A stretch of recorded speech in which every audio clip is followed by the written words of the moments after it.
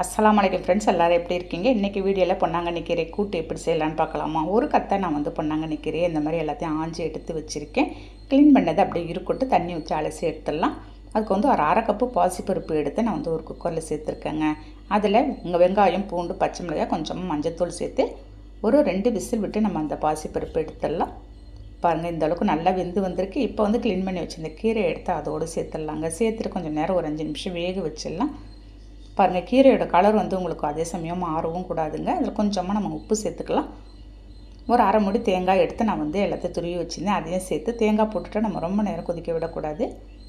அப்படியே மிக்ஸ் பண்ணி விட்டு அப்படியே இறக்கிட வேண்டியது தாங்க. ஃபைனலாக நான் ஒரு ஸ்பூன் சோம்பும் வெங்காயம், காஞ்ச மிளகாய் மட்டும் போட்டு அப்படியே தாளித்து அந்த கீரையில் ஊற்றிட்டேன். கம்முன்னு சூப்பரான ஒரு ரசத்துக்கெலாம் சூப்பராக இருக்குங்க இந்த கீரை. அப்படியே சாதத்தில் கூட நீங்கள் பெரட்டி போட்டு சாப்பிட்லாம், அவ்வளோ அருமையாக இருக்கும். கண்டிப்பாக ட்ரை பண்ணி பாருங்கள். வீடியோ பிடிச்சிருந்தால் லைக் பண்ணுங்கள், ஷேர் பண்ணுங்கள். பாய்.